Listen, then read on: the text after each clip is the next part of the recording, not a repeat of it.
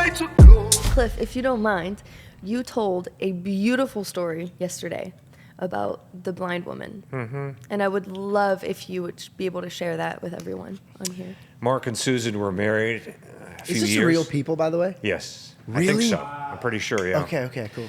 Mark and Susan had been married a few years when suddenly she began to lose her eyesight.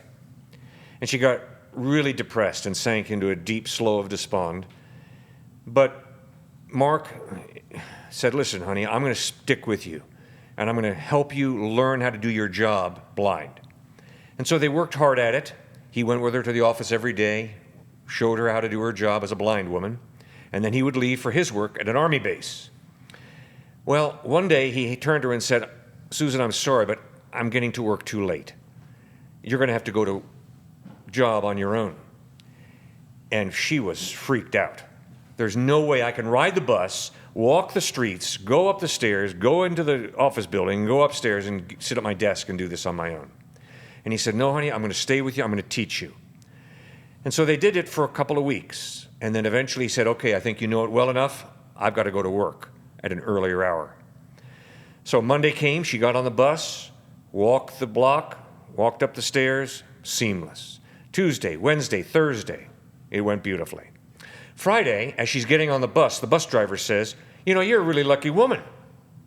And she says, stop it, I'm a blind woman. He said, well, yes, ma'am, but every day this week that you've gotten off the bus, there's a man standing on the street corner in a military uniform, and he never takes his eyes off of you. And when you walk down the sidewalk, he's watching you carefully like a hawk. You cross the street at the right time, he's watching you like a hawk. You go up the stairs, you open the door, you go in, and as soon as that door closes, he stands ramrod tall, gives you a salute, blows you a kiss, and then turns to go away. And all of a sudden, Susan understood, that's my husband. He's been watching me tirelessly for all this time. I'm not alone. He's watching me. And that's exactly what God does for us in even a more profound way. And then he calls us to do that with each other, to really protect each other, to focus in on each other, to listen to each other, to build each other up, to encourage each other. And that's how marriage goes beautifully. I love that. Belle's choking up right now. I'm going to be honest. I don't know if it's a comedian in me or the dead man inside of me. Everybody, I turn around, everybody's like tearing up. And in my mind, I'm like, why didn't he just continue walking her if he's going to stay there the whole time? Like just standing from far away, like just like a creeper. But he let her know that she can do it on her own and that she's got it and that she has enough faith that she knows she can do it, that she'll be okay. But he still cares for her. So he wants to make sure that she's good. Oh, okay. Thank you. Thank you. You complete me. It was just so beautiful because you piggybacked off, what I thought was amazing too. And, because the ceremony was Christ-centered and you made sure to explain that, at the end of the day, you need to love God over George. He needs to love God over me.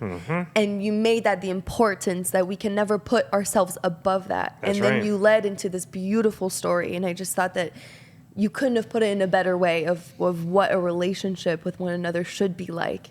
So I really wanted you to share that. It's hard to even think how people could love anything over God. Like even my mom or even my wife. My wife. So.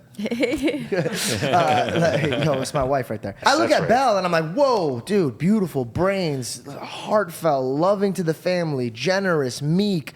All these qualities that, like, dude, I couldn't even in my mind put together into a woman, right? I love her. There's no woman that I could ever love more than this woman. But how can I love her more than who gave me her? Do you get what I'm saying? Like when I look at my mom and I'm like, wow, what a wonderful mom. This is an incredible mom, an incredible dad. Like, how can I love them more than the gift giver? I don't know. I always saw it as a gift giver. If I gave you a gift, if I gave you a car and I was like, hey, Cliff, you really been helping me out, man. Here's a Lamborghini. And you're driving that Lamborghini. You're like, God, I love this Lamborghini more than George. It doesn't make sense. No, it doesn't. Right?